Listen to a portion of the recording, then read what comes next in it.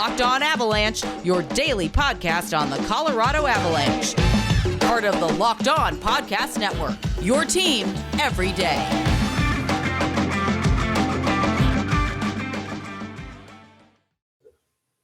All right, everybody, welcome to a special crossover episode of the Locked On Avalanche and Locked On Coyotes. I am your host of Locked On Avalanche, Chris Maselli, and host of Locked On Coyotes, Robin Leano, is here as well. Robin, what's going on?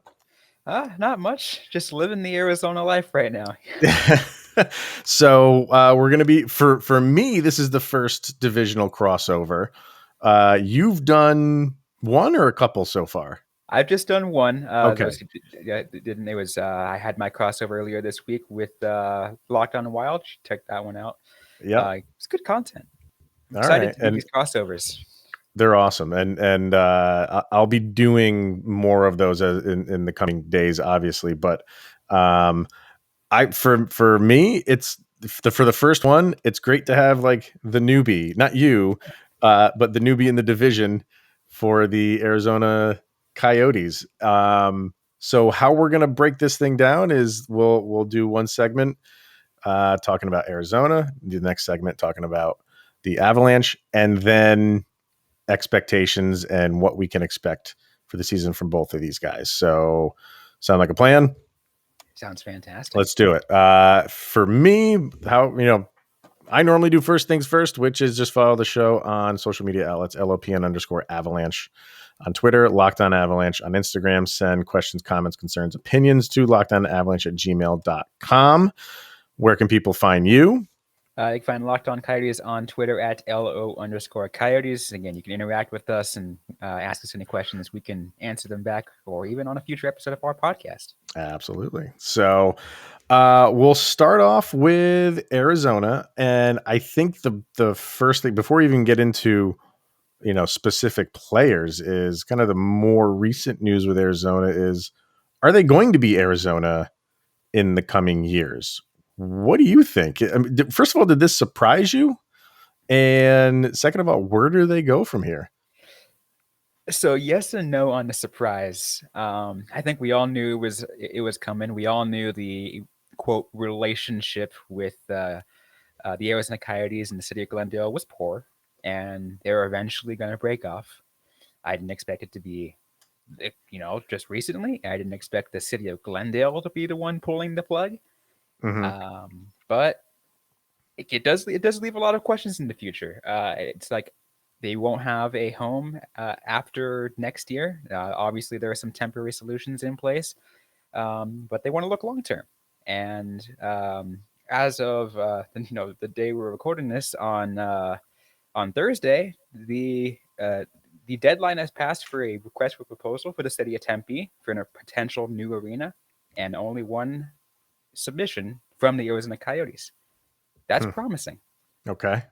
And why? What's the reasoning? Like, I mean, you're there, so you said it's not too much of a surprise, but from people on the outside like myself, like, I didn't think that. Like, what is the reasoning behind it? Why don't they want them there anymore?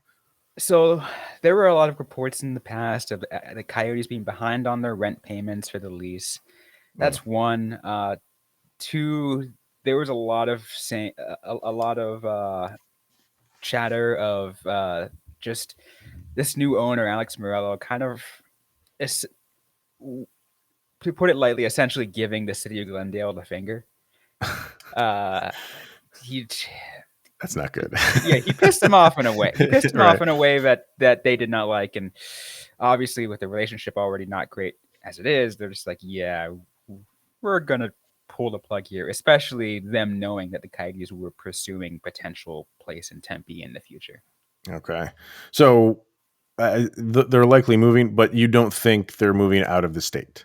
No, they're definitely not going to move out of the state. Okay. I said this on Twitter. I think the day it happened, the day the city of Glendale pulled the plug, I said, I wanted to make this clear.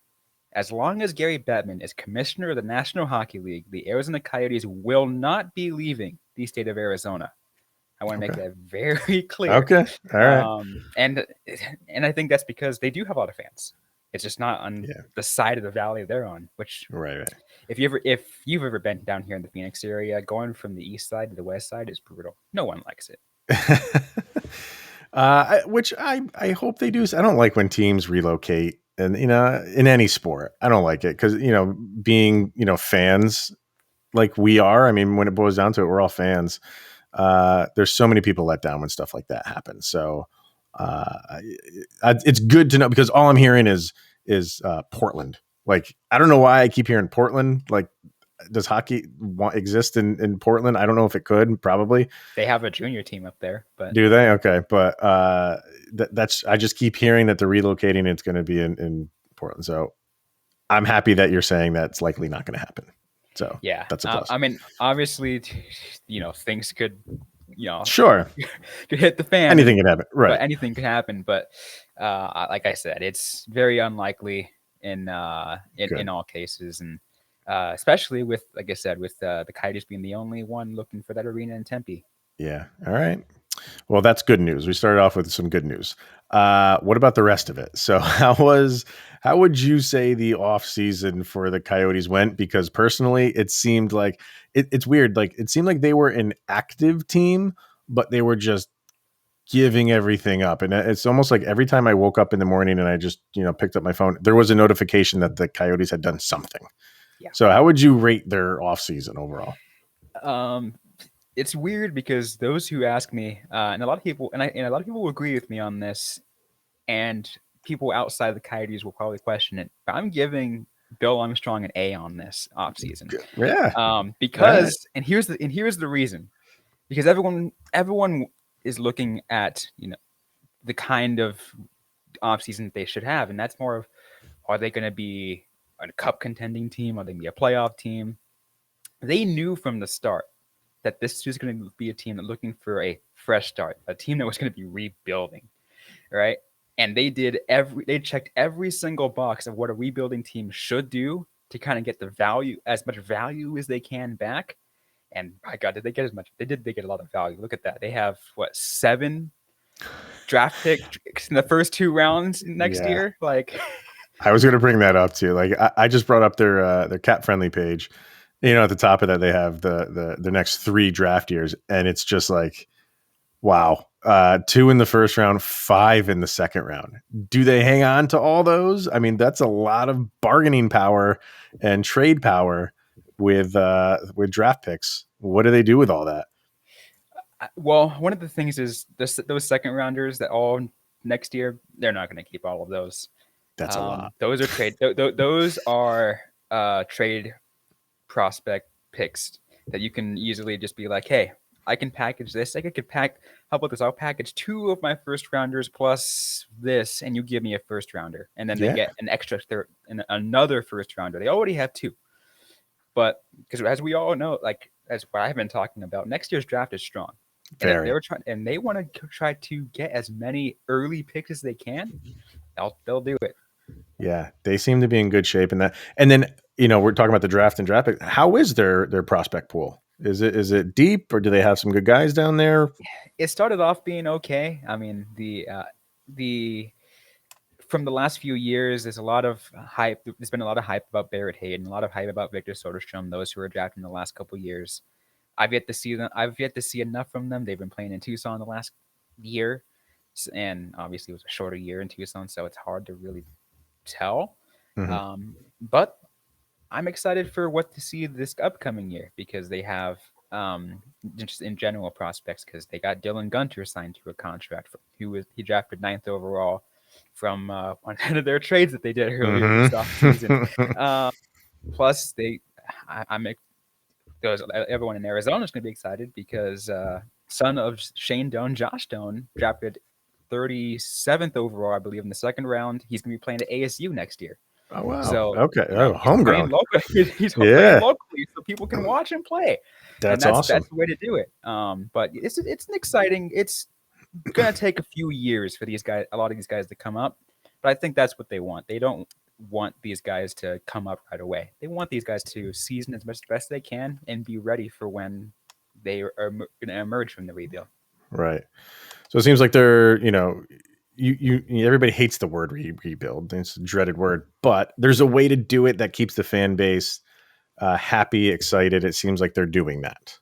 Yeah, they're definitely doing that again with especially with the drafting of Josh Jones. They drafted some overagers in this last draft, which had everyone scratching their head. And my response to that is they lost a lot of guys in Tucson. They need to restock the Tucson pool so they can bring up guys when they can. And that's how they need, and that's how it's done. Because obviously, if you're 19 playing in the or 18, 19 playing in the Canadian Hockey League up for the juniors, you cannot come to the AHL.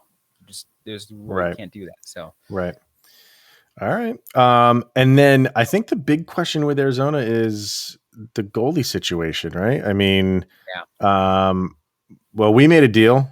Arizona and the Avalanche made a deal, obviously, which we'll talk about, but that kind of left them with some younger guys, right? Well, no, they do have Carter Hutton. Is he involved? He's either starter right now or no. Like, what's the situation going on with their goalies? It very much seems like Carter Hutton's going to be the starter. With Josef Kajanash as the backup, at least what it shows right now. At least on Cat Friendly, but they have a guy in the minors in Tucson in Ivan Prosvetov, who's got a lot of potential. I talked with Kat Silverman about Ivan, and she's really super high on him, that he's eventually going to be the future of the Coyotes. So that's hope. Obviously, I don't think Ivan's going to play. Maybe he might get called up a couple times this next upcoming season, but this is probably going to be the two that we're going to see. And then who's their big names? Obviously, Kessel is their, he's still hanging around, obviously, right? They have some good names on this for now. Do you think, obviously we'll see how the season goes, and they have picks and they have some assets. They still have some guys left. One of my favorite players in the league that's not an Avalanche, and I was really hoping they trade for him, is Shane Gostisbehere. There's a reason for it. Like he played for the college team where my hometown is. So it's just, I've followed him and I was so jealous when you guys got him. So, and then you got Connor Timmins from us. So there's two defenders, and Avalanche were high on Timmins. So I think he's going to get a lot more playing time in Arizona. Tell me about kind of like your cream of the crop players that you're going to lean on this year. Well, I think the first thing is the future face of the franchise, and the untouchable is what everyone in the Coyotes circle is saying, is Jacob Chychrun. He's easily probably one of the top 100 players in the NHL right now, and he's a future superstar. He's only 23, and he was getting Norris Trophy votes. Like, I think a decent amount of Norris Trophy votes out there. Not first place Norris Trophy votes, but still Norris Trophy votes nonetheless. You're in there, so what? And at that age, we were talking about this with a guest that I had from Five for Howling, and he was like, defensemen take longer to develop, and for him to be this good right now spells a lot of good news for the future of the Coyotes. Hey, if they got him, and if Timmins can produce like the way that the Avalanche thought they would, and Gostisbehere is no joke. So on the blue line, you guys are doing okay at least. So that's a positive. So I was really hoping. A lot of guys are reaching out to me as the offseason was going. They're like, what's the thing the Coyotes need the most? We're going to need defensemen, because I know we're going to lose half our defensemen. And they didn't disappoint. Bringing in Gostisbehere and Timmins were huge. And right. I'm excited for that. All right. All right. Well, we'll get to, in the last segment, kind of expectations, maybe some predictions or something like that. But we're going to hear from a couple sponsors right now, and then we'll get into some Avalanche talk. First, we have betonline.ag, and it is that time of year again. And if you're watching on YouTube behind Robin, I see a San Francisco 49ers banner there. So that's not just because you wanted to hang something up. I'm assuming you're a fan of the 49ers, correct? Very much so, yeah. All right. So, football season is upon us. So head on over to BetOnline and get your account going and get all of the updated odds, props, and contests, including online's biggest $500,000 NFL mega contest and the world's largest $200,000 NFL Survivor contest. open now at BetOnline. And be sure to take advantage of their opening day super promo, which is you make a bet on the Thursday, September 9th season opener between the Super Bowl champion Tampa Bay Buccaneers and the Dallas Cowboys. And if you lose, your wager will be refunded up to $25. It's for new customers only when signing up, and you use the promo code NFL100. BetOnline is the fastest and easiest way to bet on all of your favorite sports, from football, basketball, boxing, of course, hockey, right to your favorite Vegas casino games. Don't wait and take advantage of all the great offers available for the 2021 season. BetOnline.ag, your online sportsbook experts. And when you sign up, you can also receive a 100% welcome bonus when you use the promo code Locked On. Also brought to you by DirecTV Stream. Get your TV together. And we want to tell you about a simple way to get all of the entertainment that you love without the hassle. It's DirecTV Stream. It brings your live TV and on-demand favorites together like never before, which means you can watch your favorite sports, movies, and shows all in one place. And the best part is there is no annual contract. So stop waiting and get your TV together with DirecTV Stream. And you can learn more at directtv.com. Once again, that website is directtv.com. All right. We'll flip the script right now and, fire away. We can kind of dive into some Avalanche talk, which I am always happy to do. So what's on your mind? I mean, I guess first thing for me is just seeing how strong this team is. What is there anything that changed from this team? Obviously, your top three is the same, and they're terrifyingly good. But anything else that we should really like that Coyotes fans should watch out for? So the big there was a lot of changes for the Avalanche in the offseason, and mainly in their depth. Yes, when you think of the Avalanche, you're going to think of their top three, really their top four. I mean, their top line and Cale Makar. So you're going to think of McKinnon, Rantanen, Landeskog, and Makar. Those guys, doesn't matter who's on the team, will carry a team, and they'll be in the thick of it no matter what. It's odd. Last year was a great team. They had a really, really good team, and everything was going in the most perfect direction you could think of when the playoffs started. A sweep of St. Louis, you win the first two against Vegas, and then it's just like they fell off a cliff. And, the Nazem Kadri suspension didn't help anything. But it does seem like a lost opportunity to not have at least made the Stanley Cup final last year. So there was a lot of changes in the depth department. I don't think they're as deep as they were, but they still have good depth players, but they're going to rely more on some of their youngsters for this season. And I think it's time. They've stockpiled so many prospects, and it's time for some of these guys to make the next step. And they're putting them right into the fire right away. So yeah, there was a lot of moves made on the back end, but yeah, you still have to deal with the front end, which is not going to be fun for anybody. Yeah, I'm looking at this. I'm looking at their cat friendly page, and this looks like to be one of the younger teams in the NHL now, which is, obviously, so some people might be a question, but at the same time, like with the strength, I mean, I could take it, right? Yeah, and at the trade deadline last year, they brought back some familiar faces in Patrick Nemeth and Carl Soderberg. I think to get some veteran, well, not that the guys like McKinnon and stuff, like, believe it or not, they're veterans. They've been in the league for 7, 8, 9 years, which is crazy. But to get some of those guys like in their 30s that are playoff seasoned, and it didn't pan out, and it was a little bit odd that they went that route. Because they're priding themselves on having a very young team. So they did go, I'm trying to think, even in Devin Dubnyk, they traded for him at the trade deadline too. And he's, in his young 30s. So I don't know. Let me bring up their cat friendly too, but I don't know if there's any, like, what's their oldest guy right now. Eric Johnson's one of them. They got rid of Pierre-Edouard Bellemare, who was 36 going on 37. And I think that's the reason they got rid of him. He was doing very well for them, and he would have been on the cheap. He would have been only $1 million, $2 million player, but I think because they were concerned about his age, and then you never know. When guys are getting, pushing 40, from one season to the next, production can drop off a cliff. And I think they were worried about that with someone like Bellemare. So they got rid of him. They brought Darren Helm. That's who I'm thinking of, from Detroit. He's kind of like their elder statesman right now at 34 years old.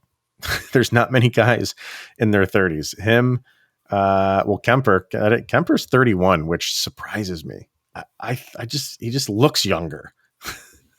So. Yeah, that's one of the other things I was going to ask about, because you mentioned that Coyotes got Timmins, and part of that trade was Coyotes sending over Darcy Kuemper, which obviously we sent over now both our goalies to different teams, right? And now you guys got Kuemper, who, if you ask anybody else in probably the Central Division, they're terrified of him. Yeah.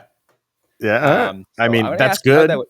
What's your hope for him? So, the Kuemper thing was, and I've said this before many times, but like that first day of free agency was such a roller coaster ride for the Avalanche, because they signed Landeskog and then they lost Grubauer within a matter of hours of those two things happening. So then, they needed to make a move. They needed a goalie. Like, as good as they are, they're not going to play the game of, well, let's just get middle of the road goalie and we'll just outscore everybody. They weren't going to do that. They're not going to put that much pressure on the forwards to win every single game. So they had to make a move fast. And everything I was hearing, Kuemper was a hot commodity. I think a lot of teams wanted him. So the Avalanche were going to have to put up, and, it was a first round pick and one of their up and coming defensemen, but they have so many defensemen now and in their prospect pool. So fans loved him. I know the team loved him, but they had to go get a goalie, and I think they got a really good one in Kuemper. They saw what he did to the Avalanche, even though the Coyotes lost that series in the bubble. He played great. Kuemper played great in that series. So I think they're more than happy to welcome him in and, say like, hey, like, you've been on some pretty rough teams the past couple of years. Here's a good team, and, see what you can do on that when you have a really good defense in front of you. So I think fans are super excited to see what he can do this year for the Avs. No doubt about it. So was your initial reaction that it was an overall good trade for that? Because I thought a lot of people had different thoughts about it. I think you can't get hung up on what they had to give up. And I know that's tough to say on a trade, but you really can't. You have to think about what you're getting. You're getting a starting goalie who's going to play the majority of the games. And what you gave up is a third pairing defenseman who has a lot of promise. But for this year, it was not going to, make waves. And then the number one overall, or not number one overall, yeah, that would have sucked if it was the number one overall pick, the first round pick. If you do what you're supposed to do, that's a late first round pick. It's a number 31 or 32 pick, and that's okay. So yeah, I mean, you always like having number one picks, but if they don't have one, they don't have one. But never count out Joe Sakic to make some moves to go find a number one pick somewhere, because he's brilliant at stuff like that. Absolutely. Trying to see what else I have. Well, I mean, I mentioned because I love talking about Cale Makar. Yeah. Oh yeah. He is. He's something to watch. I don't know how often you get to watch Avalanche games, but people always say, Nathan MacKinnon jumps off the screen. Like if you're just a casual hockey fan, and you just happen to catch a game here and there, and you watch an Avalanche game, you're going to be like, who's that guy darting back and forth? And that's usually Nathan MacKinnon. Cale Makar is in that field. The game looks so effortless to him. And I hate it because, hockey is not an easy sport to play. And when guys like him can make it seem so easy, and I think he's 22 as well. So like you're saying, like, and he's a defenseman. Like we were just saying with your guy, like it's they should not be this good this early. But he is, and he's another guy that this division has some good young defensemen, and he's one of them, man. Like he is so fascinating to watch. I remember when I remember it was like his first year. I think he got called up. I think it was like just for the playoffs. And I was like, who is this guy? His college career was over. He was playing in the Frozen Four, and his team lost. So as soon as that was done, the Avalanche brought him in, and it was game 3 against Calgary. And like his first game, I think maybe it was even his first shift, he scored a goal. It was like, you can't start off a career any better. And since then, he's just been like ascending. And they signed him. They got him signed in the offseason. He was a restricted free agent. So they got him for the next 6 years. So they have their core locked up for a good amount of years. So good things to come for Avs fans. Yeah. Hey, we're seeing the story of two different teams on this podcast right now. One that's rebuilding and one that's got their course set. Yeah. So, well, let's talk about that then. Let's hear from a couple ads, then we'll talk about some expectations. All right. So let's hear from Rock Auto. And with the ever-increasing number of makes and models, it's impossible for your local chain parts store to carry all the parts that you need. So save time and money when using Rock Auto. And why choose to spend 30, 50, even 100% more for the same parts from a chain store or a car dealership? Rock Auto is a family-run business serving do-it-yourselfers for over 20 years. Rock Auto prices are reliably low for every customer, and they have everything you could ever need, from brake parts, tail lamps, motor oil, and even new carpet. Go explore their easy-to-use website today and find the solution to your auto parts needs. Go to rockauto.com right now. And see all the parts available. There we go, for your car or truck. Right, Locked On in their How Did You Hear About Us section, so they know that we sent you to them. Amazing selection, reliably low prices, all the parts your car will ever need. It's rockauto.com. And finally, brought to you by Built Bar, the best tasting protein bar on the market. And they have so many flavors to choose from, and everybody that is a Built Bar fan has their own favorite. And you can pick yours between flavors like German chocolate, strawberry, salted caramel, double chocolate, mint brownie. Do you got a favorite, Robin? Or out of the regular ones, cookies and cream, man. That's a good one. Oh man. And then some of their limited time flavors are delicious too. So so if you haven't tried them, you can get a mixed box where you can get 2 of each of the 9 flavors. And not only are Built Bar flavors the best tasting, but they are healthy. They have 17 to 18 grams of protein. Calories range from 130 to 180. Only 4 to 5 grams of sugar, only 4 or 5 grams of net carbs. Amazing flavors, all tasty and all healthy. And you can go to built.com right now and use the promo code LOCKED15, where you'll get 15% off of your order. And once again, that promo code is LOCKED15, and you get 15% off at built.com. Okay, so like you said, 2 teams you would think are heading in different directions. But you always got to be wary of those like upstart teams. And a couple years ago, the Avalanche struggled mightily with the Los Angeles Kings. They just couldn't beat them. This was the COVID shortened season. Right. And the Kings actually ended the year kind of on an upstreak. And, they're starting to progress, or they're one of those teams that they could beat you on any given night. That's hockey anyway. Can the Coyotes be that team? Are they going to be? Yeah, they're not going to be. Well, you tell me. Are they going to be competitive? For a playoff spot? Can they get that far? Are they just going to be competitive at all? I mean, I'll be quite honest. I think this upcoming season is a season that essentially they won't admit it, but everyone knows this is going to be the case. This is going to be a team that's trying to lose. A team that wants to get the first overall pick. That wants to get Shane Wright because they know the kind of difference that he will make for their franchise. That's the kind of that. So yeah, they'll probably pick up a game because they don't want to throw every game because then these two need to put butts in seats. They want to create an interesting product, but they're still going to be losing a lot of games.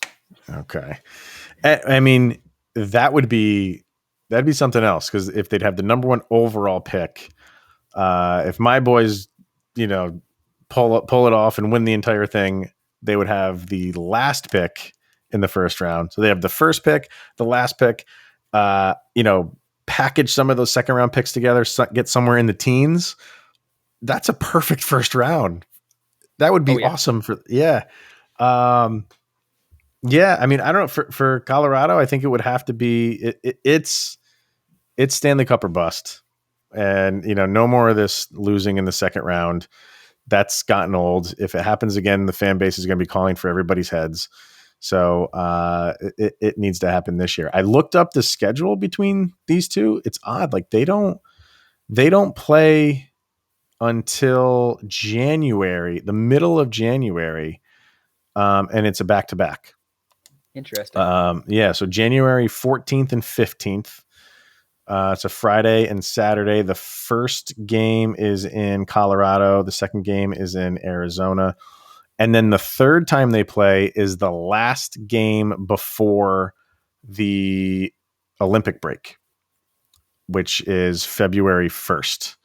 So that's that I don't know if that, I mean, is that the last day for everybody? I don't know if Arizona plays past that. Maybe if Arizona plays on the 3rd. I don't know when the break officially starts, but for the Avalanche, that's their last game before the break. And then they play their last game against each other in March, which is March 3rd. So about a month later than that. So pretty close together. Yeah. What do you think? Is it going to be 2-2? Is it going to be 1-3, 3-1? What do you think this record's going to be for your Coyotes against the Avalanche? I think maybe it'll get one game out of it. Just because, again, I'm not very hopeful this team's going to do that good, especially because because with how strong the Avalanche is and how I watched them play in this realigned season last year, and I was like, even the somewhat decent Coyotes team could barely go past it, and blowing up as much as they did this offseason. It's just really, really hard for me to say that they'll be able to compete with the Avalanche. And I don't want to sit here and just like beat my chest and be like, oh yeah, we were awesome. But because that's why I love hockey so much. To be totally honest with you, that's why I love hockey. Because when the worst team in the league beats the best team in the league, nobody really bats an eye at that. Like, oh wow, I mean, maybe it's a little bit of surprise, but happens all the time. And it's the parody in the NHL. It's amazing. It's awesome. It's awesome. For me, I think not that Darcy Kemper got along well with Arizona. There's no animosity there, right? Not to my knowledge. Not just if a couple other players that got shipped off, but Darcy Kemper off on a good right. But he's going up against the former team, so I think Arizona can nab one because they're playing a back-to-back. So Kemper won't be playing both of those games, and I think they'll win the one that he doesn't play. The other 3 that he's likely going to be in goal, barring any injury, knock on wood. I would think the Avalanche would take those. So I would say 3-1 for the Avalanche. That's fair. Yeah, that's fair. That's fair. It's so disheartening. I mean, I don't like seeing. But there's got to be teams on the bottom. You know what I mean? It just has to. I mean, the Central Division is outside of Colorado. Looking at Minnesota might be decent. Trying to think. Chicago's improved. Chicago's improved. St. Louis maybe take a step back. Dallas and Nashville are going to be towards the bottom with us. And then Winnipeg, right? They'll be in the middle. I think Winnipeg's improved. They could surprise some people. So I don't know. It's not the deepest division. It used to be a couple of years ago. Man, this was a solid division and it still is, but we'll see. what the biggest complaint I'll have, and that's because like this, I mentioned this on when I was crossing over with Seth Topol of Locked On Mhm. Wild, is because of the time zone change for the Arizona, because Arizona doesn't participate in daylight savings time. So at the beginning of the season, the first month of the season, as well as the last month and a half of the season, they'll be in the Pacific time zone. That's a good And point, man. that Yeah, means that some games for Arizona on a weekday is going to start as early as 4 p.m. that is And a we're just good like, point. and I'm just like, I can't, like, how am I supposed to watch from my work perspective? They're clearly not thinking. Like, why are they not thinking of us? I mean, when they make these time slots, man, it's no good. Jeez. Yeah, Uh, that's my thoughts, especially because that's a good point. I never thought we should have moved to the Central Division in the first place. But Yeah, yeah, that was odd. That was odd. That's a good point, though. I didn't even think about that. So we shall see. travel's Training gonna suck camp right too. on the corner. What's that? Travel's gonna suck too. Yeah, yeah, and now you're going all over the map again. 82 game season. You're going East Coast, West Coast, Canada. You should see what their beginning of the schedule looks like. It's like Columbus to Pittsburgh to New York to and then from there to Buffalo and then all the way to Anaheim before we're coming home. So it's So just they're like doing a they're East doing an Coast East trip to Coast. start the season. Yeah. Oh, that sucks. That's. I mean, if that's you're not, like you're saying, you're not expecting much from them this year, but to start the season on the other side of the country is just that's not what you wanted to have happen, but it's the cards you're dealt, apparently. Especially on their potential farewell season at Helios Arena. Well, good news is we are into September, so live action hockey is right around the corner. So, all right, I think that's going to wrap it up for myself and Robin. So, once again, follow the Avalanche Show, Locked On Avalanche, LOPN_Avalanche on Twitter. And Robin, where can they find the Coyotes? On Twitter, that would be at LO_Coyotes. All right. Well, I'm sure we'll have another crossover at some point in the season. We'll do some checking in, and either way, it's hockey, so enjoy the season and good luck. I hope the Coyotes can make some waves, and they will be a team to watch next year in the offseason anyway, because they got a lot of assets to move around. So they'll be a fun team. There's anything I'm excited for more. It's just hockey. Number one, hockey's back. And number two, the American Hockey League is going to be fun this year. All right. That'll do it for us. So have a good weekend, everybody. We'll talk to you later.